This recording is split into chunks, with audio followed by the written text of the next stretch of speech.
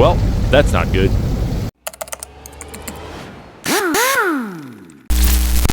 While I was going through a car wash, soap and water started pouring into my interior from the passenger front door. So in this video, I will be showing you how I replaced the weather stripping on the front passenger door on my 2013 Nissan Altima. This is going to be easier than you think, so let's just jump right in. Let's take a look at that weather stripping first. From the outside, you can see something doesn't really look right. There is a little gap right here and the door is kind of pushing out. We will have to worry about the door's alignment some other time. Let's open the door and take a look at the weather stripping. As we move closer, you can see there's a chunk of the rubber missing right here. This is the same area of the door that is leaking, so we know this is the culprit. I'm also missing a little triangle cover here, but that will be in a different video. Now let me show you the easiest way to install the new weather stripping. You really don't want to remove any of the old rubber just yet. Go ahead and grab the new one and then find a corner section, kind of like this triangle piece. This will be placed on the left side of the door near the side mirror. You want to walk it over and then make sure the weather stripping lines up with the rest of the door. If the left and top right line up perfectly,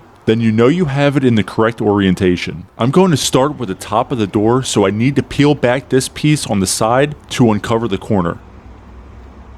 When you start removing the old rubber from the top of the door, you will notice it kind of sits in this channel right here. So you will need to push the new rubber into that channel. The trick here is to remove some of the old weather stripping and then put some of the new weather stripping in its place a little bit at a time, kind of like this. The new weather stripping will have a series of clips that need to be pressed into the door, just like this piece on the corner. Push that in and then continue working the rubber into that channel. Essentially, all you are trying to do is push straight down. That should be enough to get the weather stripping to seat properly. If you want to make sure it isn't going to move, go ahead and lift up on the bottom of the rubber a little bit like this. This one isn't moving, so I know it's good. Here is a better angle of the back of the rubber that sits in this channel. You kind of want to roll your thumb into it like this. Peel back some more of the old rubber and then line up the new rubber. You can see I'm using my thumb to press it in behind my left hand. In a little bit, you will see me use a plastic tool to kind of help me seat the weather stripping. Continue to do this all the way down until you get to the corner. Also, if you let go, there is a chance the weather stripping will peel back like this, so keep that in mind. When I got to the corner, I noticed it was more difficult to remove. That's because there is a small screw holding it in place. Mine was secured with a T15 Torx screw. If you don't have any Torx drivers, I have a link in the description for a full set. It is a very small screw, so try not to drop it. If a plastic piece comes off with it, you can discard it. That's part of the old weather stripping and it's not needed on the new one. Now you want to grab the end and push it into place. There are two tabs that stick out near the hole the Torx screw goes into. Those place into the door here. Once they are pressed in, you can grab the Torx screw and screw it in place. It will only turn a couple of times.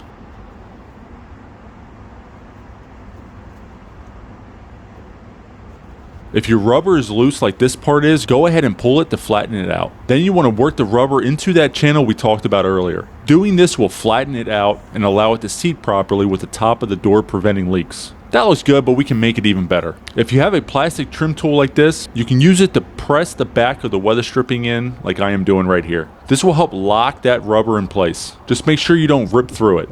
That looks good.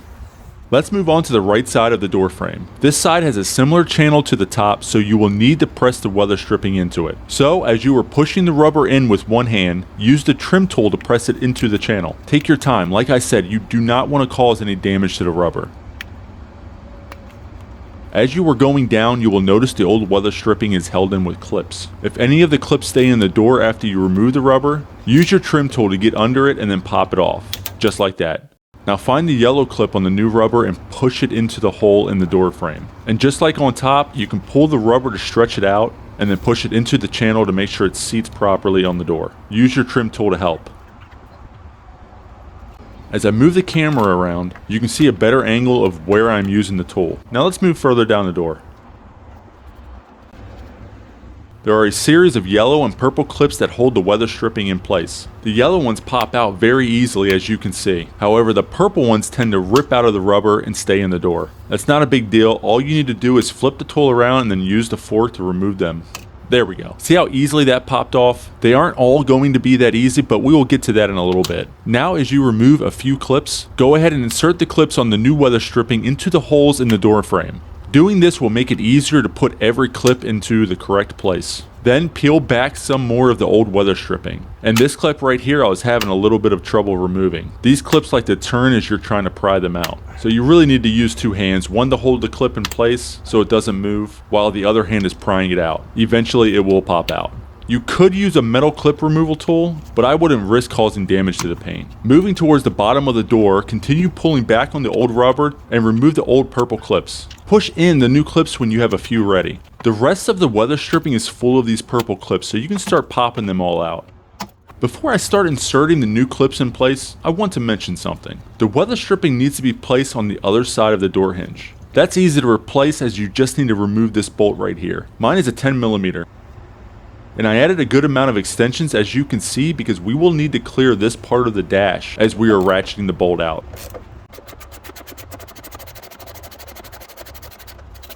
After you remove the bolt, you can pull the end of the hinge towards you. Let me grab the camera so you can take a closer look at it. Now, as you can see, the hinge moves fairly easily like this to allow you to pull the old weather stripping out like this. And then put the new one in behind it. Now line up the hinge with the hole again, and then we can screw in the 10mm bolt.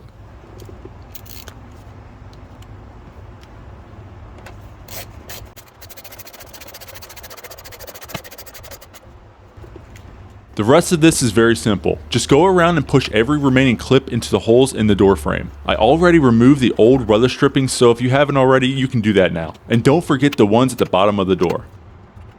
Also, don't forget this little guy hiding in the corner like I did. That's it. The weather stripping is installed, and as you can see from the video, I don't have to worry about water pouring into the interior when I go through a car wash. There is nothing on the seat, everything is dry. This is perfect. Wait a minute.